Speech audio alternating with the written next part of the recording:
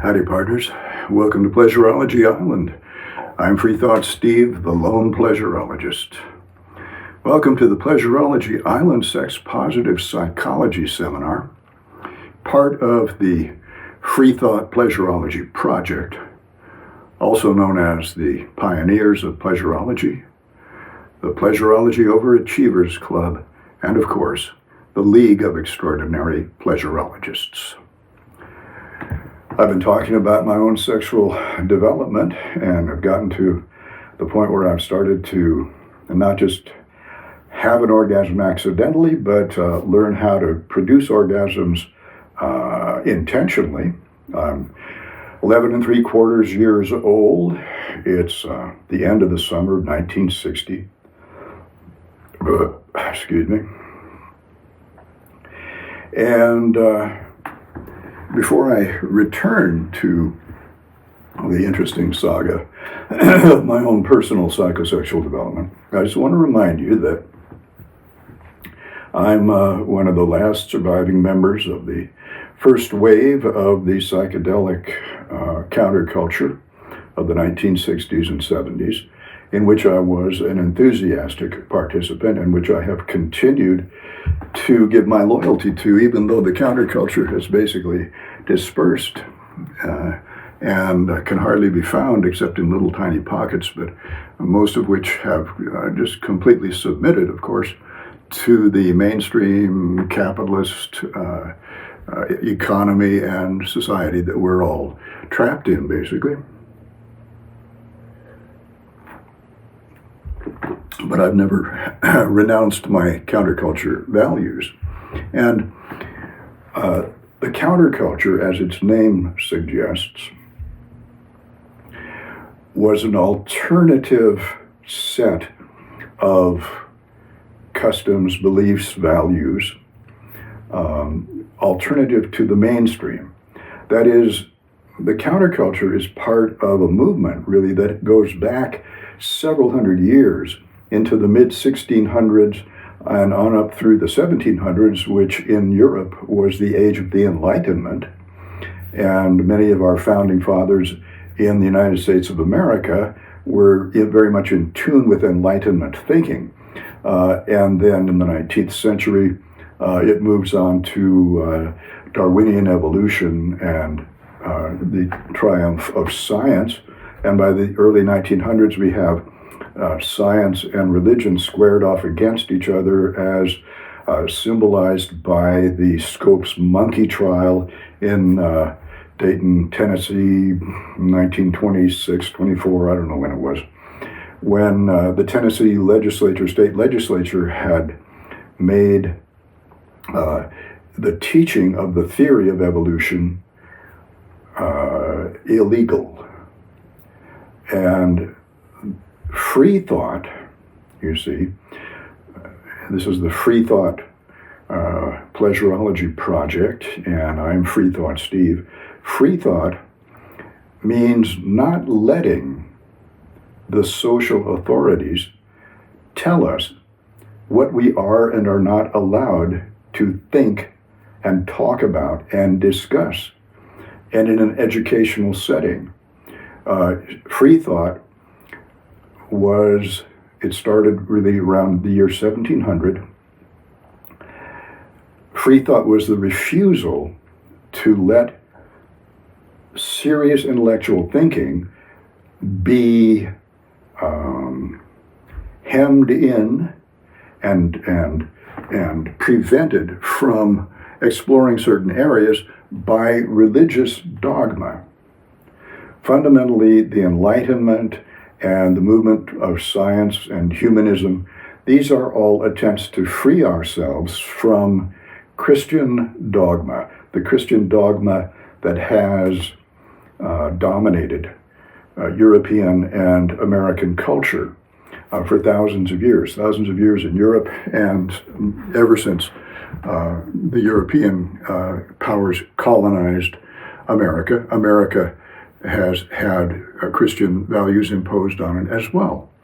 And dogma, Christian dogma, a dogma is something that the church authorities say is true, And because they say it is true, no one is allowed to question it.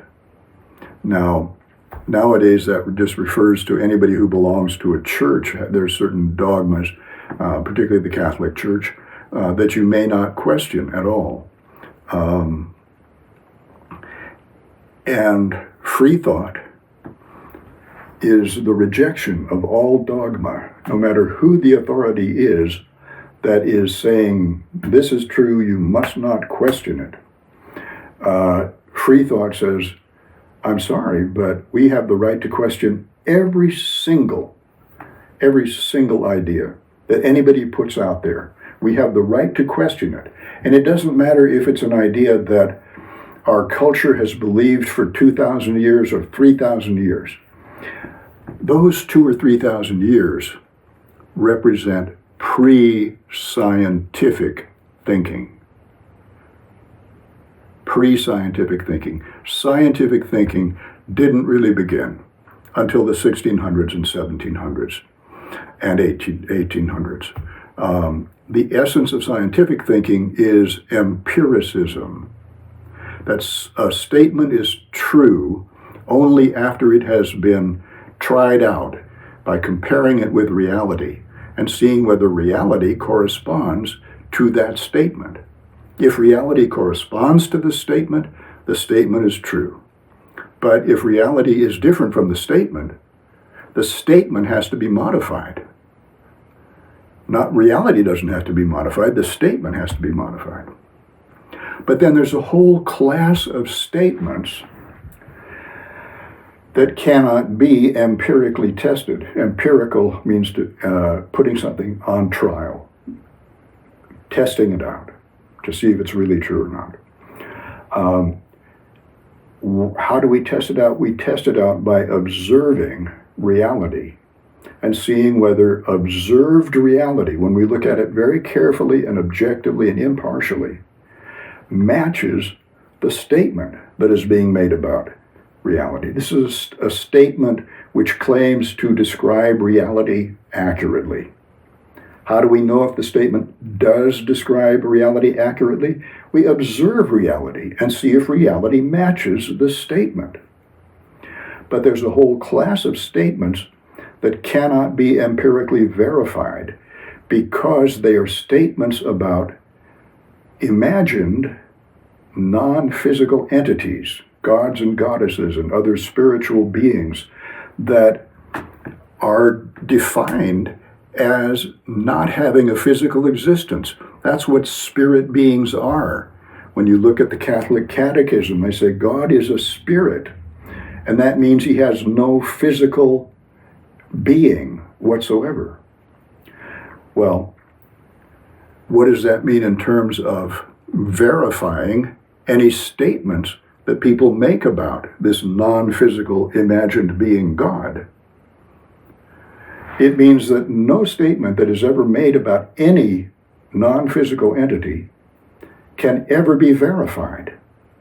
No statement can ever be proven to be true about a non-physical being because we cannot observe non-physical beings. We cannot observe anything that's non-physical. If we could observe it, it would be something physical. If we could observe it with our senses or with our scientific instruments, then it's something physical that truly exists. And we can verify statements about that. We can verify whether the earth is flat or global because we can observe the earth. And we can observe it now from space. We can look back at the earth and see that it's nice and round. And nobody would imagine anymore that the earth is flat the way that people did for thousands of years. So any statement about physical reality can be either verified or falsified. The statement the earth is flat has now been falsified by observation. And we can also observe that the earth and all of the planets revolve around the sun because we have enough scientific observations to know that this is the truth. And so that's how we make genuine progress with human knowledge. And all the progress the technological progress, the medical progress, scientific progress of understanding everything about the world that has been made in the past few hundred years has been made through one source only: empirical observation. Actual observation of reality, and making sure that any statements that we use to describe reality in fact correspond with what we can observe about reality. What we can observe about reality matches the statements about reality. But all religious statements about God are automatically unverifiable. You can never prove that any statement about God is true or false. People in religion are constantly claiming that they know certain truths about the non-physical entity whom they have imagined, whom they call God. And they cannot prove anything, starting with whether God exists or not. There's no way to prove that at all, whether any non-physical spirit being actually exists, much less what that God would, or those gods or goddesses would want human beings to do. Because that's what religious people are trying to do. They're trying to control your behavior by telling you that an imaginary spirit being wants you to live this way and not that way. And specifically, my beef is with the Christians who are trying to impose the purity ethic on young people, saying that as you grow up, you should never let yourself become sexually aroused, never let yourself have an orgasm, never let yourself interact sexually with some other person in a way that brings yourself sexual arousal and orgasm and satisfaction of your sex drive. They are claiming that God doesn't like this, okay? And they're claiming it on the basis of this ancient book of completely speculative imaginings about the absolutely unknowable, the non-physical. And they will say, this is biblical, that therefore it's true. But the Bible is full of human beings' imaginings about the unknowable that they happen to have written down through the centuries. Writing down your imaginings does not turn those imaginings into truth. And even if you imagine that you're hearing the voice of some spirit being, when actually what you're doing is creating the voice of that spirit being in your own brain with your own imagination.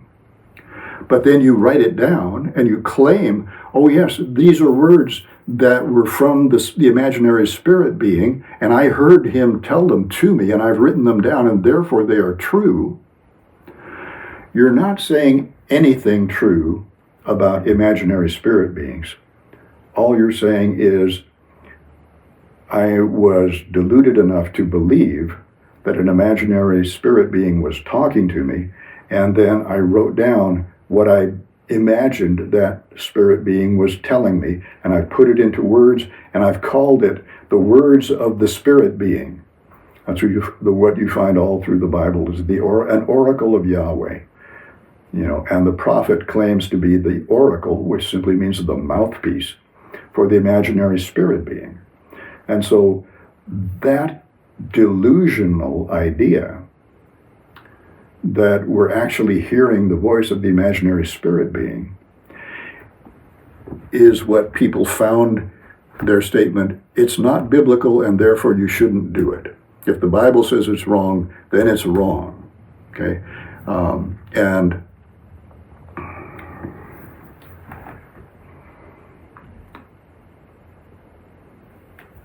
no truth claim about any non-physical being is valid, okay?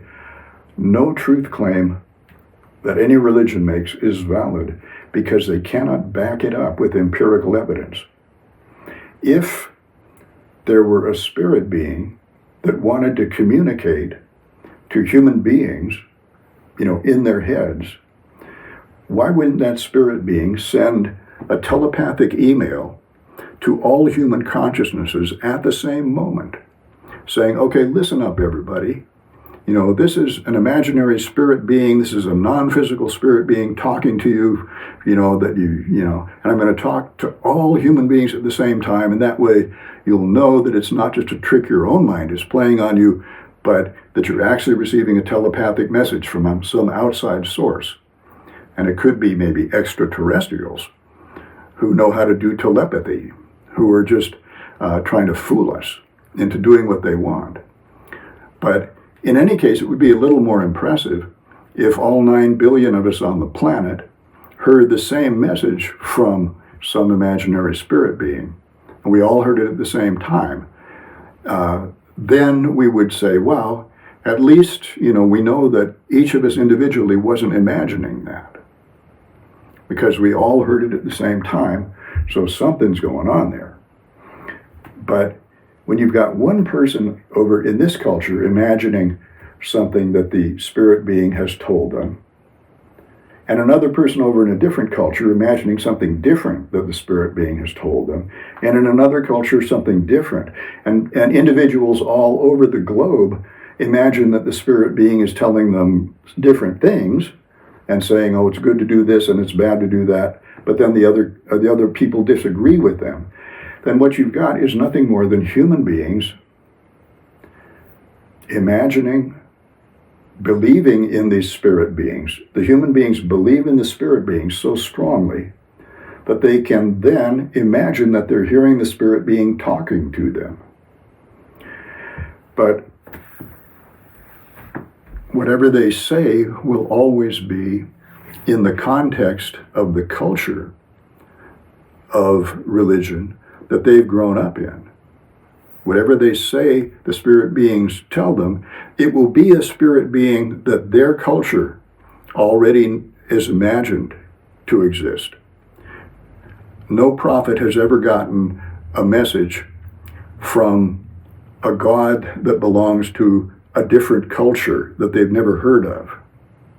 For instance, in African culture, the Yoruba gods, they have their own gods, and no European during the Middle Ages ever got a message from a Yoruba god. Neither did anybody in Australia or China or the Americas. So anyway, any statement that human beings make about imaginary spirit beings, these statements are complete inventions of the human imagination, and we can never test them to know whether they're true or false or not. Therefore, they can never be considered true.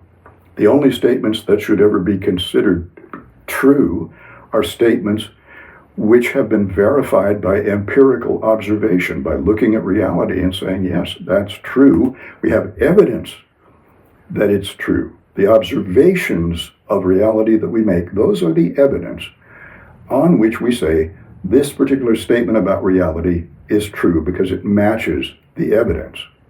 And we can never have any evidence about non-physical beings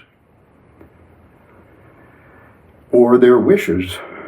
So we can never say that any statement, for instance, that God doesn't want us to have sex except when we're married and only with one person, or the statement that God wants us just to enjoy our sex drive as much as possible in an intelligent and safe way and have as much fun with it as possible.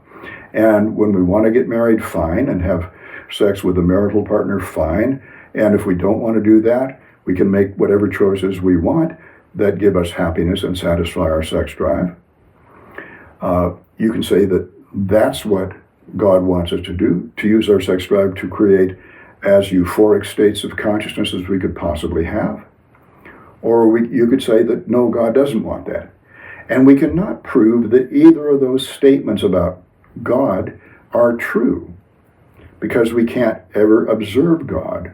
We can never, all of us, actually talk to God face to face. God is a human invention. All gods are human inventions projecting human desires onto the unknown and the unknowable. So, what religious people do is they not only make statements about God that are completely unprovable, but then they do something even worse. They claim to know that those statements are true. They claim to know that those statements are true, usually on the basis of them having been written down in a book thousands and thousands of years ago by people who thought the earth was flat and had four corners and didn't know anything. And they say, yes, what those people wrote thousands of years ago allows us to state with certainty that we know what God does, and first that we know that God exists and what God does or doesn't want us to do. All right. So that is completely, that's a whole different level of false truth claim. The religious false truth claims have two components. First, the unverifiable statement about God, and then second, the false truth claim that we actually know that those statements about God are true. That someone says they know that this is true about God. It's one thing to say, God has these characteristics, but then it's a second thing to say, I know that God does have these characteristics. It's the false claim to have knowledge about the absolutely unknowable that is really unacceptable, totally unacceptable. We can speculate all we want about God. Anybody should be free to say anything they want about God. God doesn't exist. God does exist. There are many gods. There are no gods. There are benevolent gods. There are malevolent gods. There's a mixture of benevolent and malevolent gods. There are no gods at all, malevolent or benevolent. We should all be free to make any speculation that we want about the gods, but none of us should ever claim that our speculations are in fact true. Our speculations are nothing but imagination. And it doesn't matter that, it's not my speculation. It's an imaginary speculation of someone who lived 2,000 years ago. And people have believed it for 2,000 years ever since then.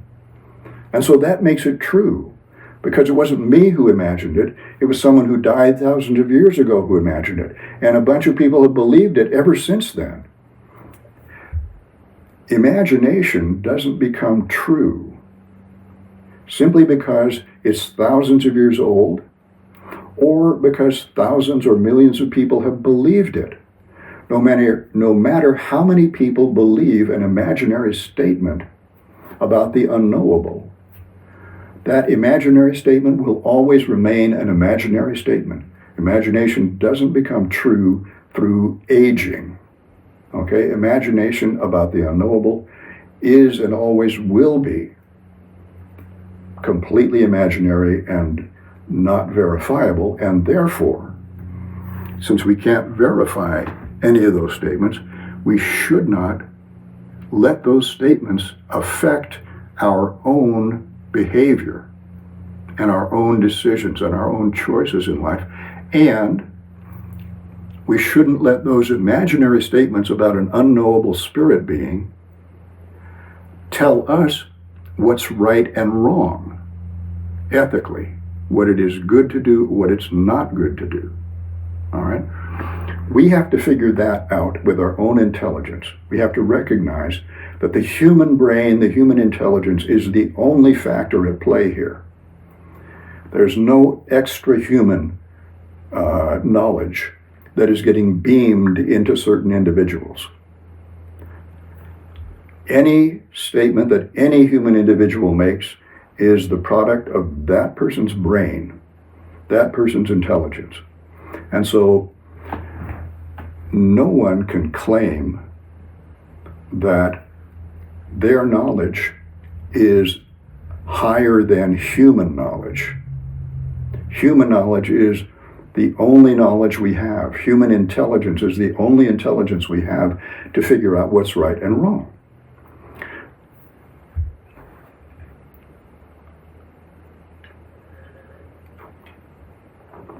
So when it comes to human sexuality and what is right and wrong, for thousands of years, our culture has let people who falsely claim to be talking on behalf of an imaginary spirit being tell us what is sexually right and wrong. We've let those people tell us, and they're relying on ancient authorities that go back 2,000 years. For their authority, they are relying on people who were way, way pre-scientific. They were by no means yet scientific. And so the counterculture says, the Enlightenment says, let's be philosophical about this. Meaning, let's not be mystical about it and imagine that we're getting mystical insights from the beyond. Let's be philosophical, meaning that we use our own human wisdom, our own human intelligence to decide what's right and wrong, what's good and bad to do. And so let's be philosophical and let's ground our philosophy in science, in what we can actually observe about human nature. And what we can observe about human nature when it comes to sexuality is that all human beings have a sex drive that we have inherited from our genes. And our genes are the product of 600 million years, a billion years of evolution through natural selection. Natural selection has determined which kinds of genes survive and which kinds don't. And the only kind of genes that survive are genes that cause a brain to be built with a sex drive built into that brain, which becomes active at the time that the organism, the individual, becomes sexually mature. That sex drive then matures at the same time. That part of the brain matures and our sex drive becomes more and more active at the time that our sex organs become capable of producing sperm and eggs that can be fertilized. And that sex drive is built into all of us because no species on the planet could survive without a sex drive. There's some species that reproduce asexually, but almost all species reproduce sexually. And so all species have to have a sex drive built into our brain, which becomes active at the time that our organism is capable of reproducing itself by having babies. And that's what science tells us, that's what observation tells us. And our sexual urges that we are given by our sex drive are produced inevitably by our brain. These are not optional. This drive for sexual pleasure is just as much a fact of brain activity as our drive for hunger. And the drive when we don't get enough nutrition, we need to find something to eat. So instead of treating sexuality as something sinful, something dirty, something impure, the way that Christianity treats it, we should look on sexuality as a natural biological function that is common to all organisms on the planet. All animals on the planet have a sex drive. And we are designed so that reproducing ourselves by acting on our sex drive is one of the most important functions that each individual organism is designed to carry out.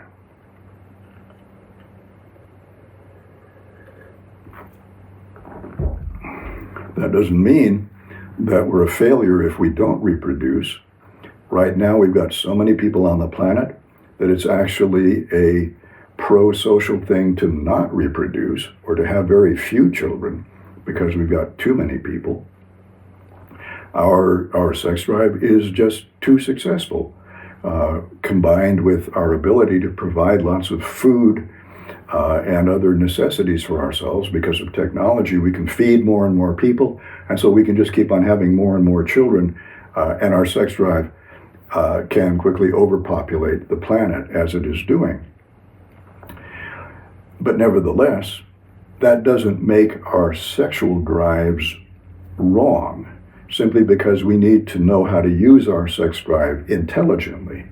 We've got an overabundance of sexual energy, and what we have to do in order to be intelligent and to live happily on the planet is to learn how to satisfy our sex drive in a way that doesn't overpopulate the planet and doesn't bring unhappiness to us with sexually transmitted diseases or heartbreak from a broken relationship.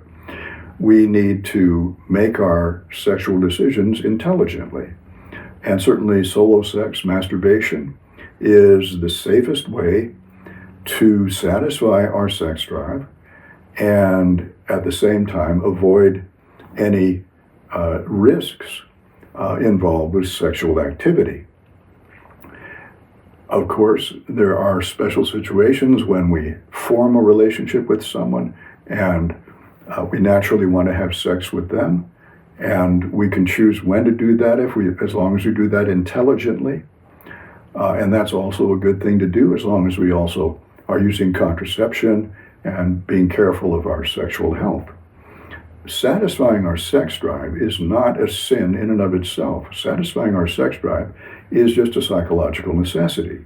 It's just an emotional necessity because that's how we are built as organisms. Natural selection and evolution have created us, particularly the human species, with a very strong sex drive. And that's an observable fact. That's an empirical fact that nobody can deny.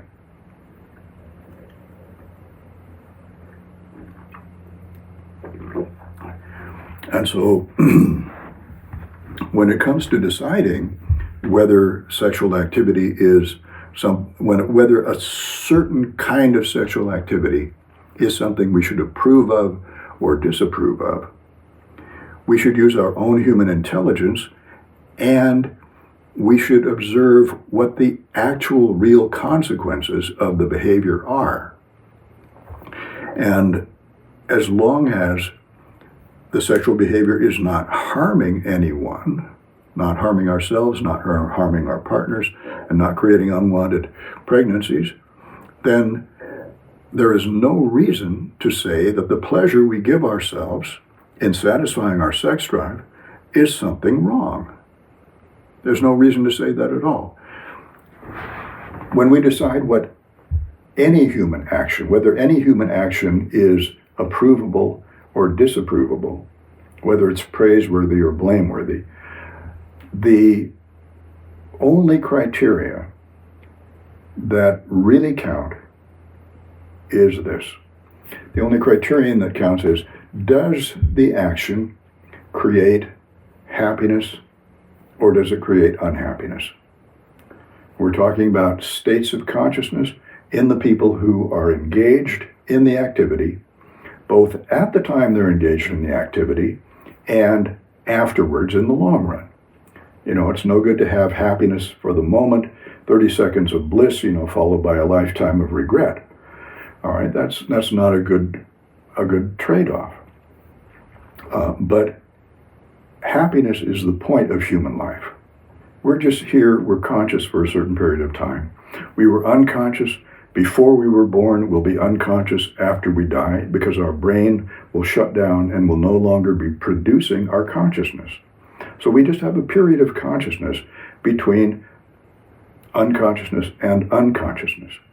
Unconsciousness doesn't last any length of time at all because without consciousness, it's impossible to measure or be aware of the passing of time. Without consciousness, it's impossible to be aware that we're not conscious.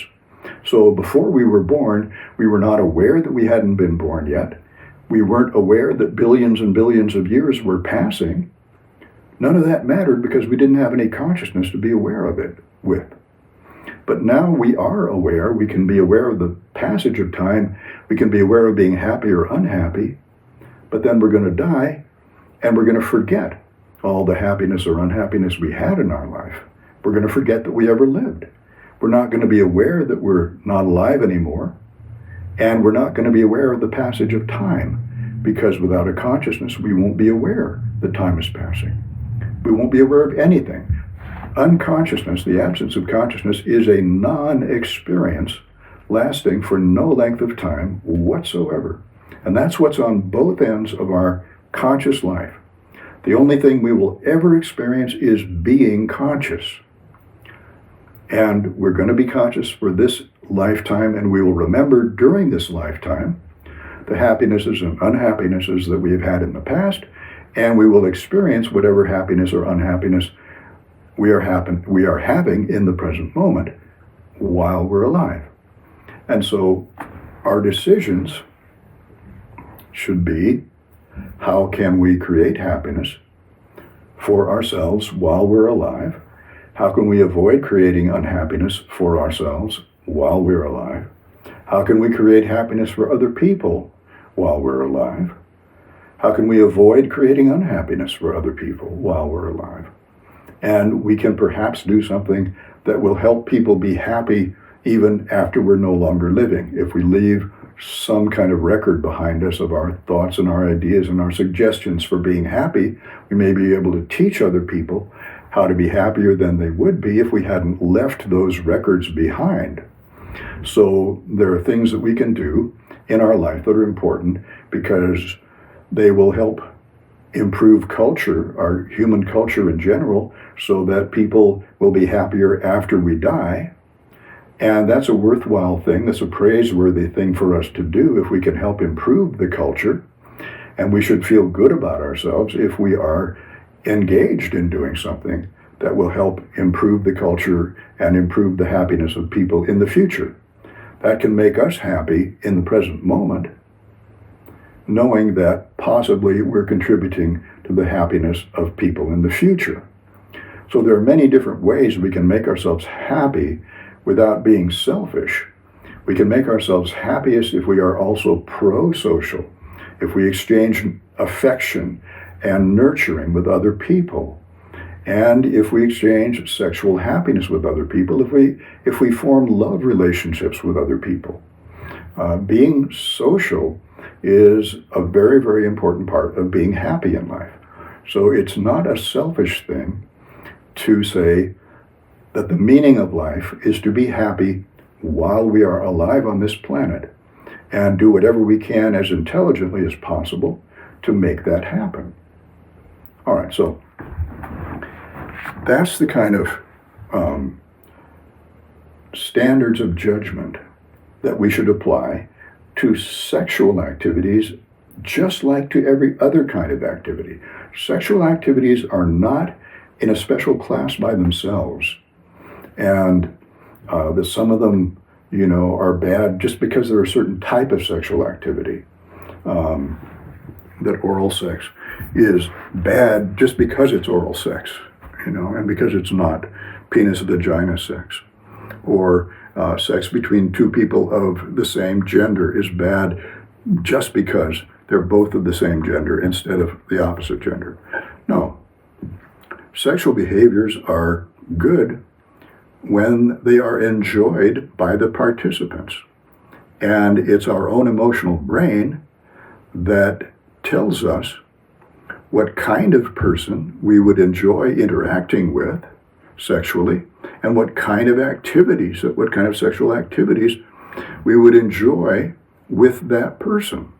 And our own emotional brain's sexual recognition centers will tell us what our sexual preferences are.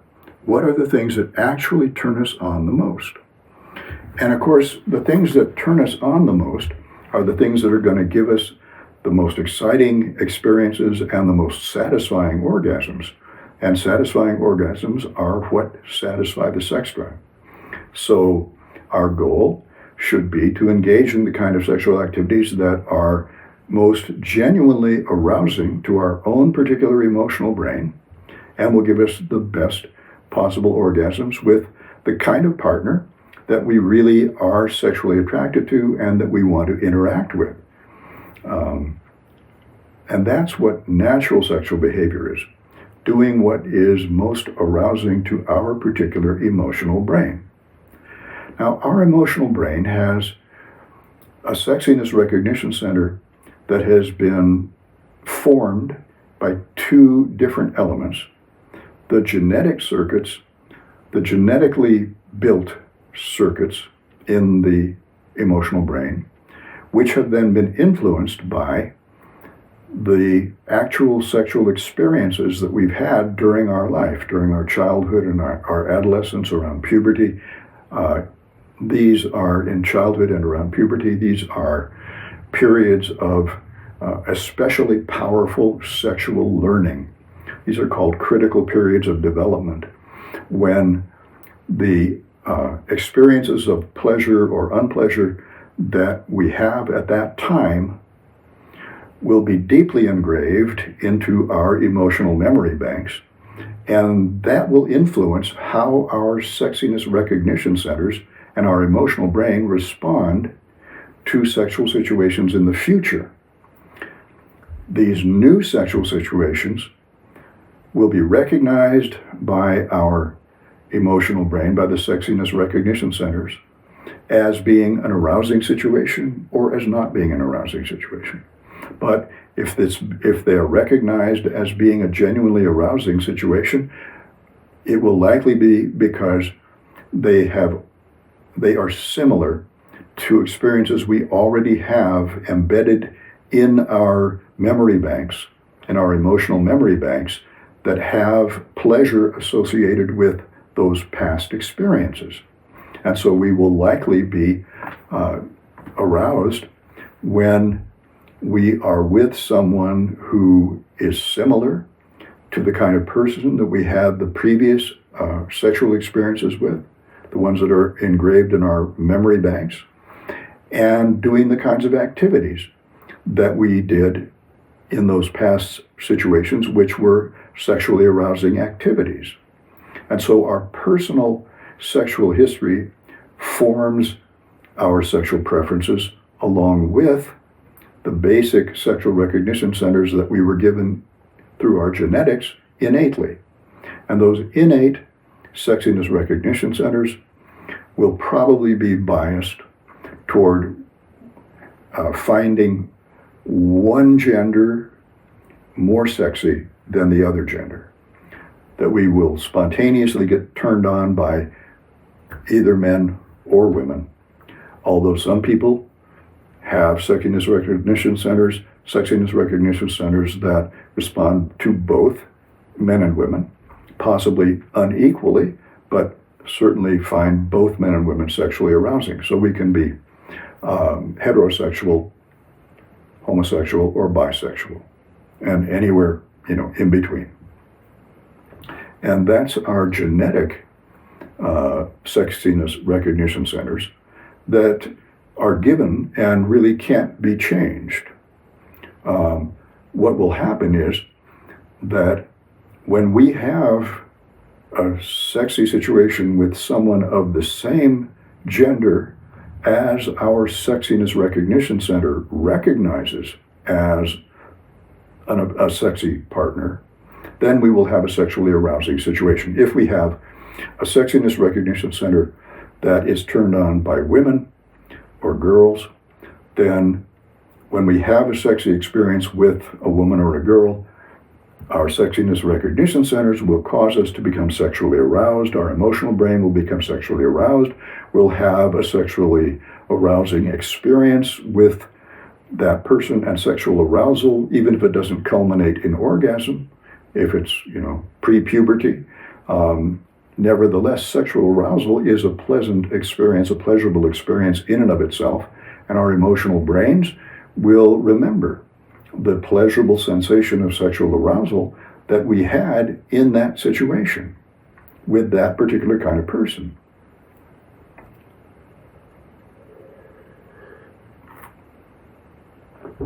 So, all right. My personal sexual history, as I have told you in the past, basically began with taking a bath with my mother when I was about 3.5 years old. And she was naked, I was naked. We were both in the bath in the water. I could see her from the waist up. I could see her beautiful breasts. And after several baths with her, I began to feel like this was a sexy situation. The sexual recognition centers of my emotional brain began to say, yeah, here's this beautiful woman, and she's showing us her breasts, which we don't usually get to see, and she seems to be very happy about showing them to us, and she's not at all shy about it. And I think it would be fun for me to show her my penis. And so, I lifted up my penis above the water and showed it to my mother. And it was a fun thing to do. I was sexually aroused at the whole time. And it was a fun thing to do. But then when I showed my penis to her, her face changed, her attitude changed. And that was the last time we ever took a bath together, because she got worried that I was responding too sexually to her in this situation, that she was, just enjoying being free and naked with me in the bath. But then she got worried about, society and what it might think, and she didn't, want to deal with me being sexual with her at that time. And then I had occasions with girls my own age where it was really fun to think about looking at each other's bodies, and yet I got interrupted each time. So there was a sexually arousing experience with these young girls, but then their mothers interrupted us both times and stopped that experience from continuing. But nevertheless, I had the beginnings of sexual arousal associated with exhibitionism and voyeurism. And then when I was about 9, and Gina Lollobrigida was featured as the Queen of Sheba in Life magazine in all these really risque, sexy costumes. It looked like she was just naked underneath them or barely clothed. My sexiness recognition centers found those pictures highly arousing, and that's when I started getting my first erections. And that's when my mother, pulled down my pants at lunch one day because I was squirming around because my penis was swelling up and being trapped by the folds of my blue jeans that were cutting into my penis as it swelled up. And she thought I had a dry skin rash, so she pulled down my pants, and then she sees, that my penis is there. Now, that was not a sexually arousing experience so much in itself. I was aroused because I was thinking of Gina Lollobrigida in the pictures, but then the fact that my mom pulled my pants down and there was my penis, I wasn't really aroused by showing her my penis at that time. I was just kind of mystified by why I was having erections. I had no idea whatsoever because I knew nothing about sex. And then she just said, well, that's all right. That's just something that happens to boys when they start to become young men. And then she, pulled up my pants again, and that was it. I remembered it, but it wasn't a particularly arousing experience at that time. But then later, when I was 11 3/4, and I did reach puberty, then I had my first orgasm lying in bed naked at night with a sheet over my bed, and I was having fantasies of exhibitionism and fantasies of looking at women's naked bodies when I had my first erection, and when I had my first orgasm, after having an erection night after night for quite some time. And by that time, I also had strong exhibitions, the urges I was imagining, showing my erection. Now, standing naked in front of the mirror, I was imagining I was showing it to women. And that was an arousing experience, even though it was just a fantasy experience. And so then, once I had my first orgasm, I wanted to have it again, and I realized that what was causing it was friction on the front of my erect penis. So I realized I could get better friction by turning over and rubbing my penis on the sheet over the mattress on my bed. And then I started having fantasies about rubbing my penis on the naked belly of either Gina Lollobrigida or my mother, alternating back and forth. And I would have orgasms imagining that I was rubbing my penis on the belly and pubic area and pubic hair of my mom or of Gina Lollobrigida. And that was as far as my sexual development had gotten at that point. And I was in a state of sort of sexual Garden of Eden at that point. Because I knew nothing about sex. My father was so filled with sexual shame that he never wanted to even mention sex and didn't want to have to talk about it with me, and was hoping he'd never have to talk about it with me. And my mother didn't say anything about it either. And none of the adults and none of the teachers at school. By this time I finished 7th grade, I'm about to start 8th grade. And I have absolutely zero knowledge about sex. I have no idea that sexual intercourse is the way that babies are conceived. I have no idea that people even do sexual intercourse. So all I know is I've started having erections. I'm having a lot of pleasure imagining scantily clad women.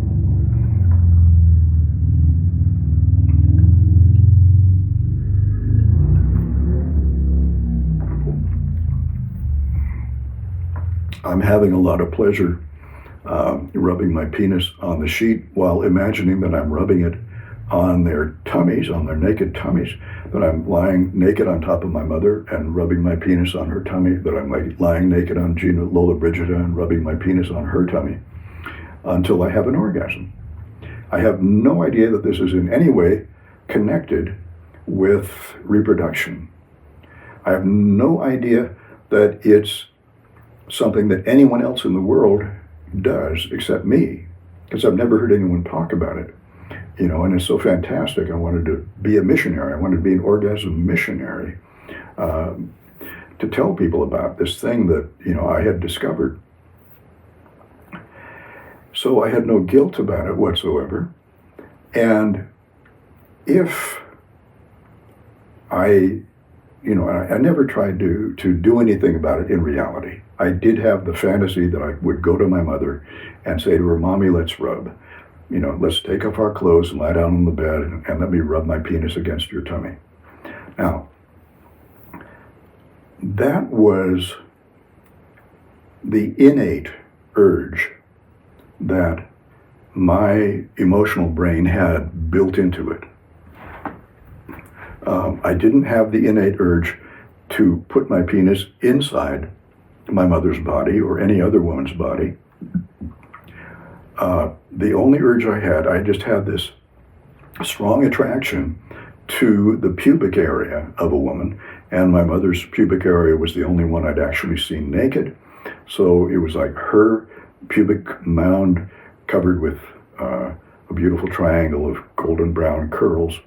That was the focus of my attention and the focus of my interest and the focus of my sexual urge, was just to rub my penis against that beautiful area of her body.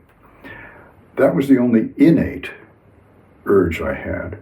But if I had the opportunity to do that, either with my mother or with any other woman on the planet, or a young woman my age or anything like that, rubbing my penis on her pubic mound would certainly eventually have led me to letting it slip down between her legs and finding its way into her vagina. And I would have learned about sexual intercourse that way, I'm sure, even without, any external education whatsoever. But of course, so that the innate urge in my emotional brain just to rub my penis against a woman's pubic area was probably enough of an innate urge for me to have eventually figured out how I could have even more pleasure.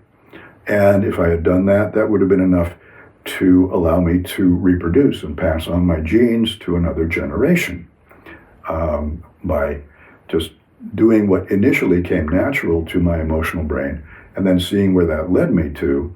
Eventually, I would have started having orgasms inside a woman's vagina, and that would have resulted in a baby, a pregnancy.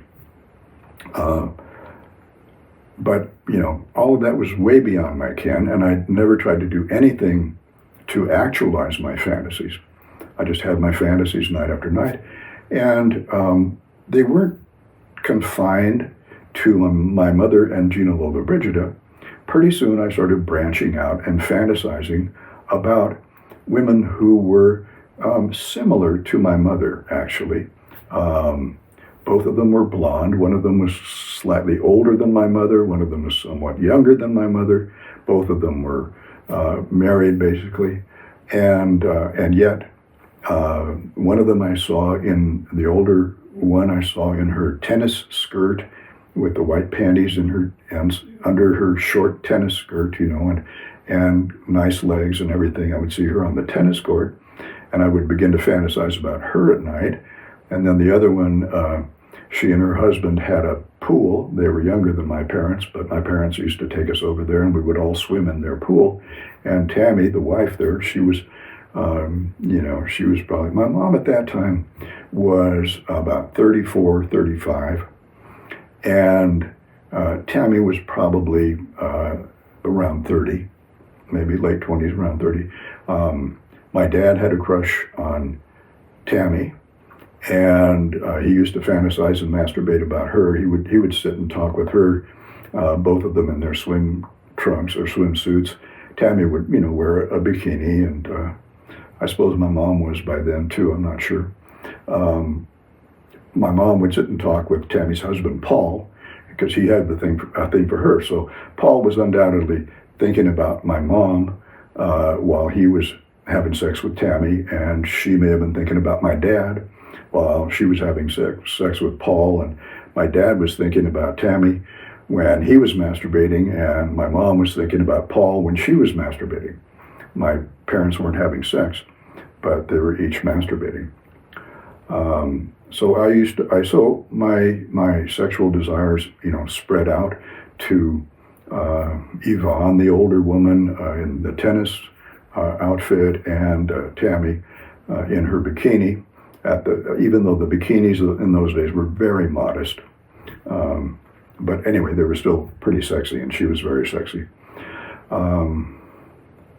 And then my friend Ken, he used to tell me about how he must have been masturbating too, because he used to tell me about how his sisters used to walk around his house in their underwear, in their bra and panties. And, he would get turned on by that because we were like 11, 12 years old, and his sisters were like 16 and 17 years old. And I knew what they looked like. I'd visited his house a lot, and they were both really cute and beautiful girls. And so I could just imagine them in their swimsuits.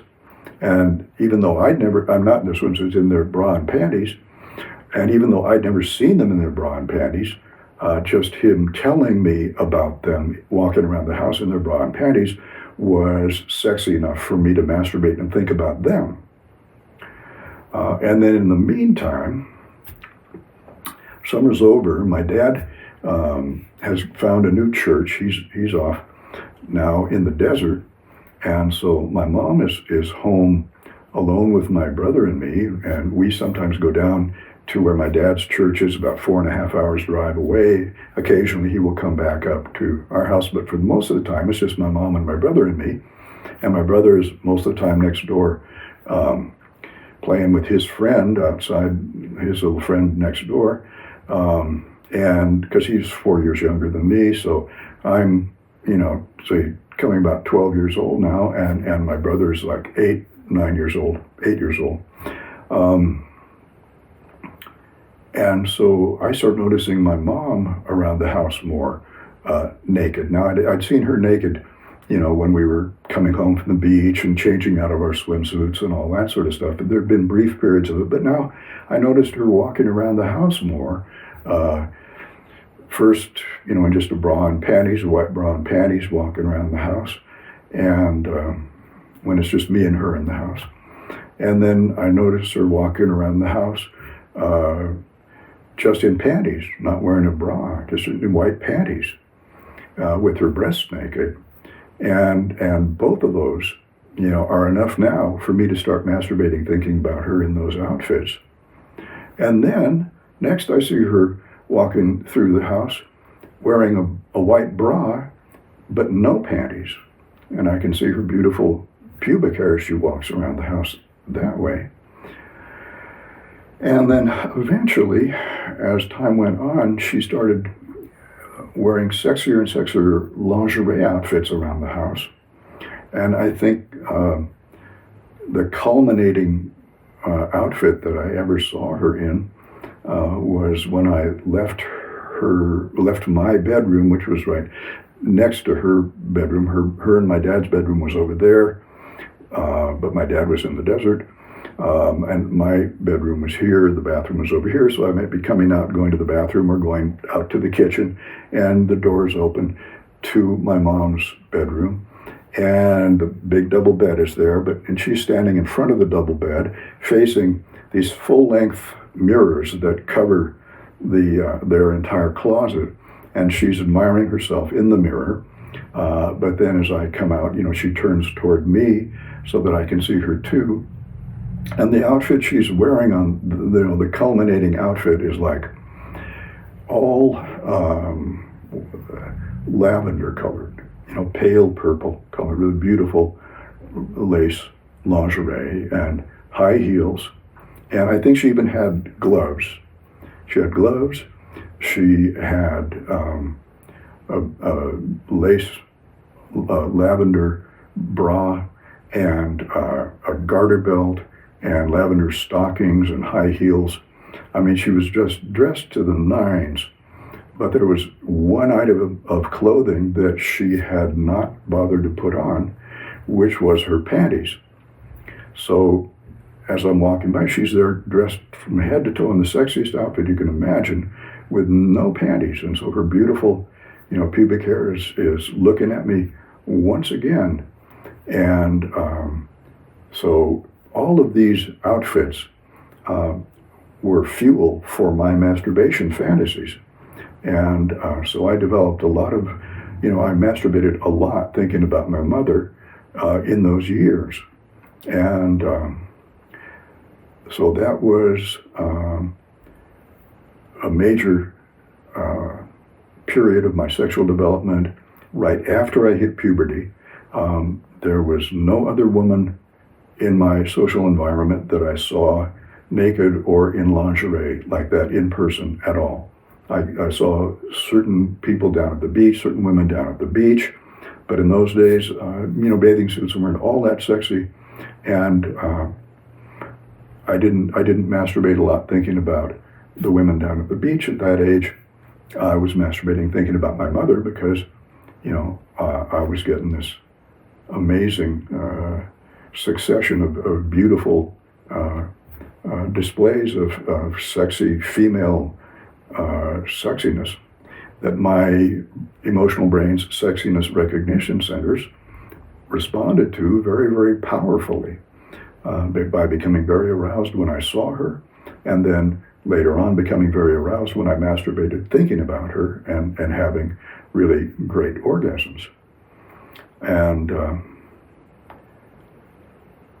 I didn't realize until many years later that her dressing that way and letting me see her being dressed that way was not just accidental. It wasn't just something that happened to happen, but that she actually was deliberately providing me with sexual stimulation. One day, but I was clueless about this. One day I came out from my bedroom in the morning, and was going to the bathroom here, and I must have been in my pajamas, I guess. And she was standing by the bathroom and waiting for me. And she had her hair up in curlers, which is kind of weird because that's not very sexy.